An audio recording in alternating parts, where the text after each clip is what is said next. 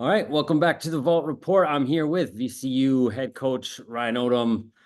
Appreciate the time, coach. I remember talking to you when you first got hired, I think a year ago. Um, I don't know which offseason, this offseason we just had, or you coming in as VCU coach, which was more exciting for you. But how you doing? Have you found some time to rest at all? Yeah, it's been crazy, obviously, for all of us in college basketball. It's been a little bit different off season. When you change jobs like we did last year and take over a new program, obviously there's a lot that goes along with that. Just getting your family situated, moving everybody across the country and getting to know the new players and having to fill out a roster and begin to prepare. And we went over to Greece to play. I mean, there was a lot to do if you think about it last season, last off season, just to get ready. And all in all, it was a successful year. A fun season, fun first year for all of us. That were a part of it, and came up a little bit short, but certainly a lot to be proud of. And going into this off season, certainly we wanted to try to keep the roster intact as best we could. And while adding some key pieces, that we felt could help, with what we currently have. But you have to figure out what you're going to have back, really before you can do that. And I'm really proud of the staff, proud of the players, and excited about where we're at right now. Definitely. And starting, with kind of having the guys back, retention obviously is so important. Still, even with all the discussion, of the transfer portal, obviously high school, like to remind people high schoolers still do exist. Yeah. In terms of, freshmen, and I'll talk about you guys have brought in some really, important freshman pieces, I'm sure, for you guys, but just in terms of the retention and you look at a guy like Shulga, Jackson, Ben Masil. I mean, you're bringing back not just pieces, but core guys. Just the importance of having them back for you in terms of how you reshape this roster. Yeah, I mean, I think that was key because we didn't want to have to really start all over again. We only had two guys that had played for us last year, going into the season, and in Sean Barstow and Max Shulga. And so, for us, it was imperative that we keep as many of the guys as we could. And, I'm a big believer that, right now, things will begin to settle. I hope we don't see as much movement in the future as we've seen, this year, but really proud of, what our staff was able to do and the guys that we were able to keep. It started out with, Joe and Zeb and certainly Fats and Firm, Michael Bell, that core group of guys that played well for us all season.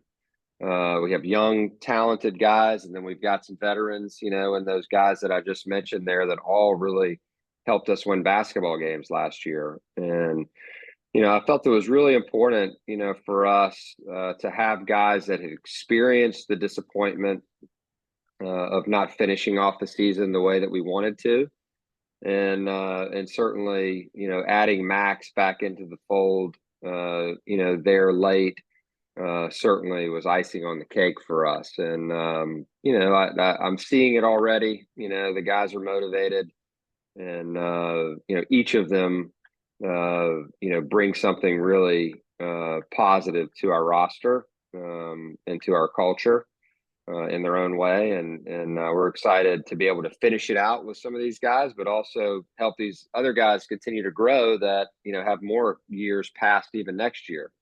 So I think it was really important.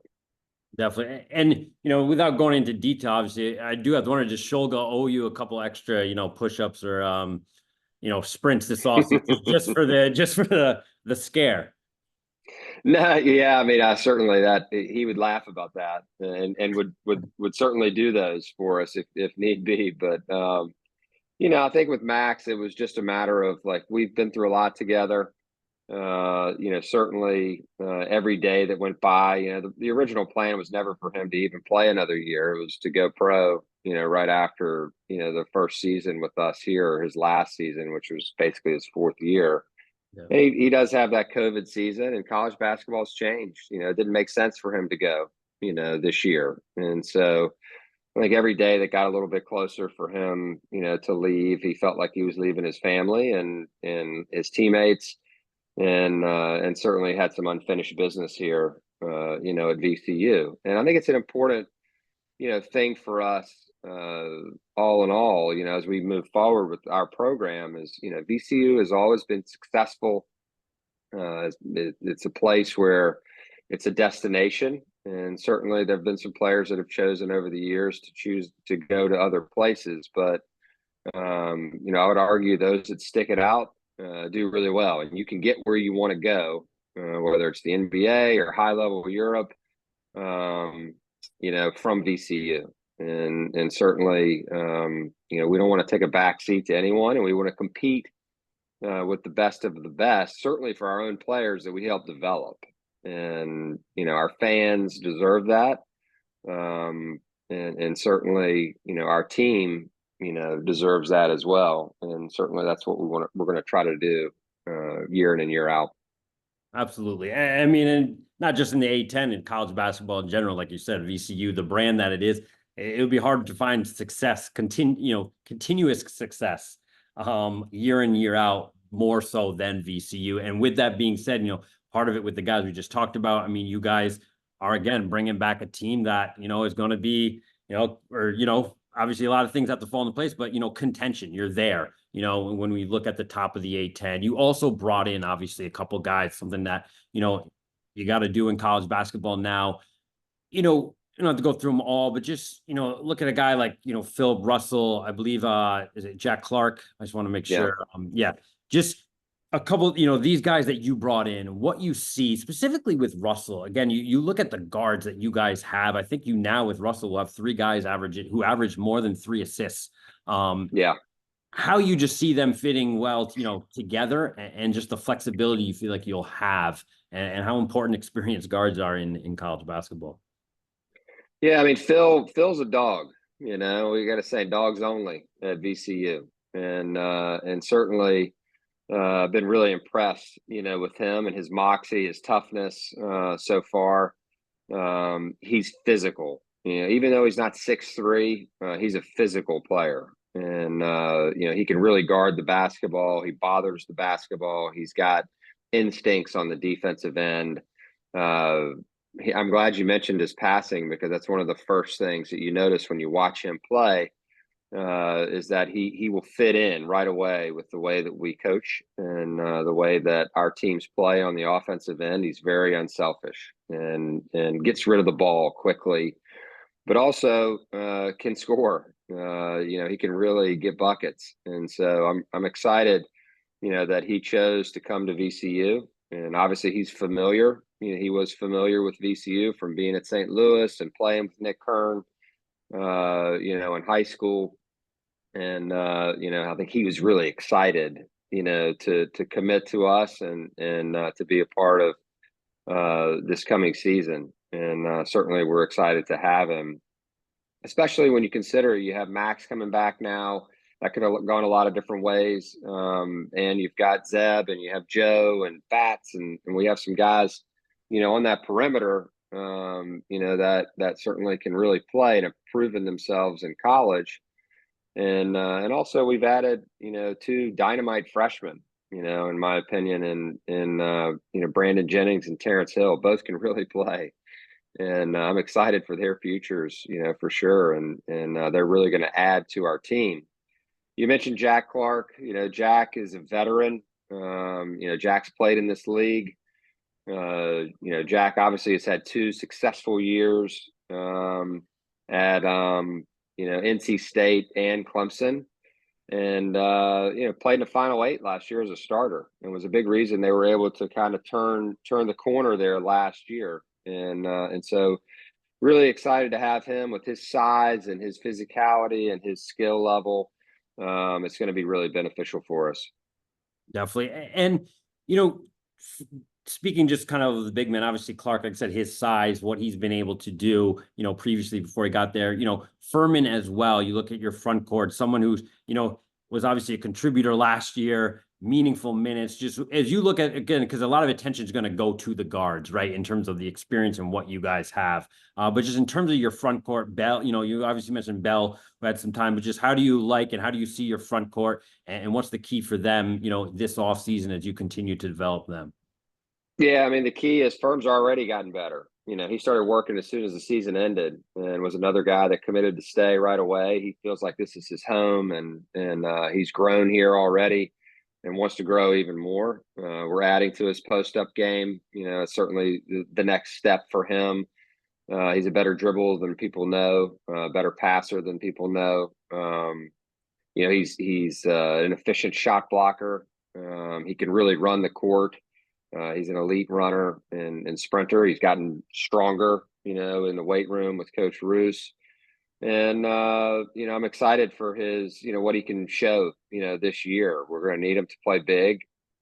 And certainly we're confident in him. He had some huge games for us last year and really finished the year, on a really positive note. And that was his first full year of playing, in a big role. And the next step for him is right there, and we're excited for it. And we added, Luke as well. Luke is a dynamite freshman. He's played at a high level, of high school basketball and AAU basketball, and so he's played against the best of the best guys that are going to, high major schools night in and night out. And so he's going to be ready, and he's going to be here all summer with us, and that's going to put him ahead of the game. Michael Bell wasn't afforded that opportunity when, this time last year. He didn't get here until August, and Luke's here now. And so he and Terrence and Brandon, are going to have that preseason that they need in the summer to kind of get them prepped and ready to be able to contribute this year. And we're at 11 right now, that are going to be on scholarship. We've got 2 left, potentially, that we can work with there, and we'll kind of see how that goes. Yeah. And is that, because I know, is that something that, again, is just kind of a change in terms of scholarships? I know, I've talked to several coaches where, it's fill the roster, maybe not. Is that just something that you see if there's a piece there, but the need to fill all? Do you have a philosophy on that? Or is that going to be kind of like a year to year? Yeah, I mean, certainly you want to make sure your roster is complete in terms of the positions, right? And the different lineups that you could put out there. And you have to account, for unforeseen situations. Last year, it was unfortunate for us and that, Joe couldn't play right away. And we certainly were not anticipating that. And then, obviously Sean's injury, early in the season, that hurt us, in the short term, but helped us long term because it gave other guys minutes, there and thrust them into situations that they might not have been in. And certainly it didn't help us from an NCAA tournament standpoint and being ready. This team needs to be ready early in the season. And certainly that's our goal. And, we feel like we have the roster intact to be able to do that. Whether it's 11 or 12 or 13, we certainly will fill in with some other guys, potentially whether it's walk-ons or it's, scholarship guys, there, in those last couple of positions. But all in all, we're excited about where we're at. Yeah. I do think you'd have to have a balance, right? You got to have a balance of portal.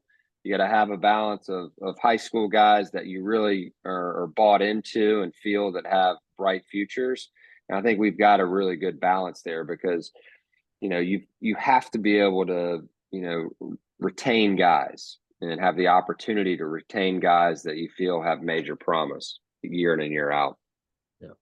Yeah, and you touched on kind of my last question for you. Again, appreciate the time as always. Being ready, early on, non-conference scheduling, obviously, specifically in the A10 sometimes can be difficult in terms of, I would say is the highest of the mid-majors. So a lot of people don't always want to play. I do think VCU in particular, it does have a brand that maybe some others don't in the A10. Just how is your non-conference schedule coming along?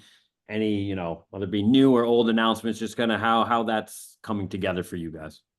Yeah, we really want to challenge ourselves. We feel like we challenged ourselves last year, in the non-conference, and certainly, some games went well for us, some didn't. We were close, in some games down in Orlando that could have helped us, in terms of, NCAA tournament opportunity, but didn't get the job done. VCU always is going to be a hot commodity in terms of these MTEs. And this year we're playing in Charleston, and it's an excellent field.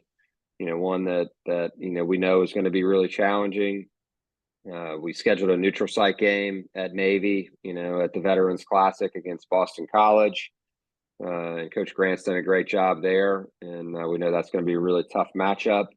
But we want to play Power Fives as many times as we can, whether it's neutral, whether it's home and home. We're certainly open to doing that and want to do that and need to do that. We've scheduled 2 Mountain West teams, one in a home and home with New Mexico. We'll start the series out there. And then we're playing Colorado State in Vegas in a neutral site game. And, I think, having that neutral, having a home and home, with an excellent program, playing in an MTE where you're going to get 3 really quality games, it's gonna bode well for us. It's really going to challenge us and get us ready. And then we'll have obviously some home games that we've already scheduled, and we've still got 2 more to get, to finish things out. But I like where we're at right now, and looking forward to preparing for what's going to be a tough schedule. Well, I appreciate it, Coach, as always. Good luck. I hope this off season, in terms of hopefully you do find some rest within that. But we'll touch base, obviously, once the season draws closer. But I appreciate it. Awesome. And one thing I will say, the A-10's in good shape right now. I'm excited about what all the other programs and coaches are doing right now. And I think it's going to be a great season and a really competitive one. No, I'm with you. You mentioned Mountain West, and I think there's a vision there. I think, historically the A-10, has been great. It had that one down year, but I'm with you. I'm looking forward to the season. Yeah, no doubt. Thanks for having me on.